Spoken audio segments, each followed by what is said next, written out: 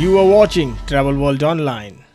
St. Petersburg puts up impressive presentation for trade partners at SATTE 2023, Sri Lanka to focus on high-end tourists in India, Karnataka to highlight unexplored destination, G20 Tourism Working Group meeting, all 5 key areas set for deliberations endorsed by all member countries.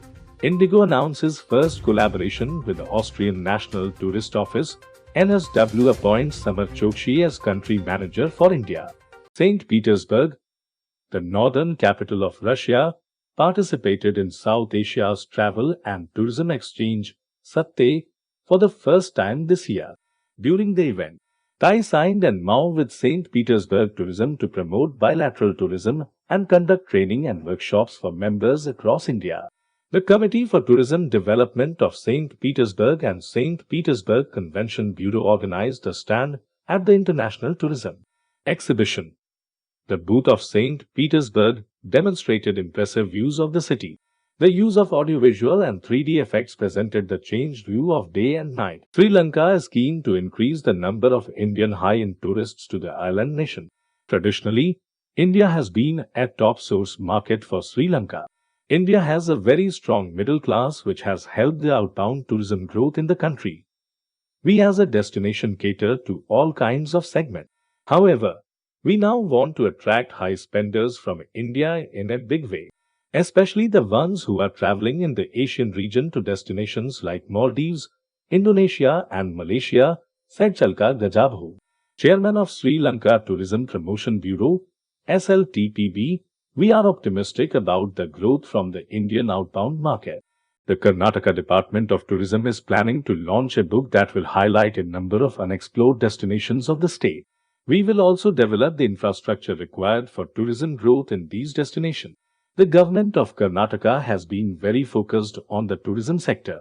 Many benefits have been accorded to the sector, such as offering industry status and 50% rebate in property tax, said Janardhan HP, Joint Director, PNP, in the Department of Tourism. The demand for MICE has been on the rise in Karnataka. Bengaluru, which is an IT hub of the country, is also home to the country's third busiest airport. The importance of Karnataka for the MICE segment can be gauged by the fact that the state is hosting 14 G20 events, he added. The first G20 Tourism Working Group meeting held at Ran of Kutch in Gujarat concluded successfully on 10 February. Briefing media persons in New Delhi, Tourism Secretary Arvind Singh said that all 5 key priority areas set for the deliberations were endorsed by all member countries, invitee countries and international organizations. There was a consensus among the participating countries that the priorities set by India are in the right direction, he added. Giving more details, Singh said, the other constructive activity was information sharing of best practices at the side event of rural tourism, where we saw participation from international organizations. There was also participation from India, some representation from state governments and some from the private sector. IndiGo has announced its first tourism collaboration with the Austrian National Tourist Office to promote travel to Vienna through its codeshare partnership with Turkish Airlines. Recently, IndiGo started daily connections to Vienna, increasing capacity and offering affordable fares to the mesmerizing destination in Europe. The partnership will contribute to increased accessibility, trade, and tourism across both countries. Vinay Malhotra, head of global sales, IndiGo, said, with IndiGo, flights are now available via Istanbul under Turkish Airlines codeshare to Vienna and also Salzburg. Travelers can soak in the rich cultural heritage, breathtaking architecture, and thriving arts scene of Austria's capital city. This not only strengthens the tourism network, but also boosts economic. Destination New South Wales, NSW, has appointed Samar Chokshi as the new country manager to strengthen its presence in India.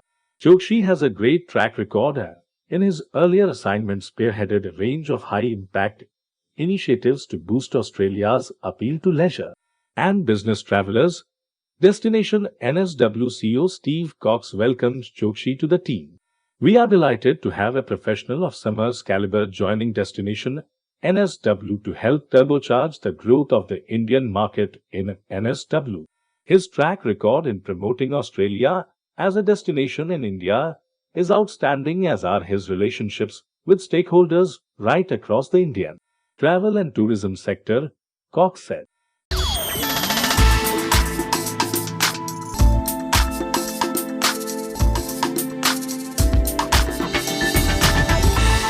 You are watching Travel World Online.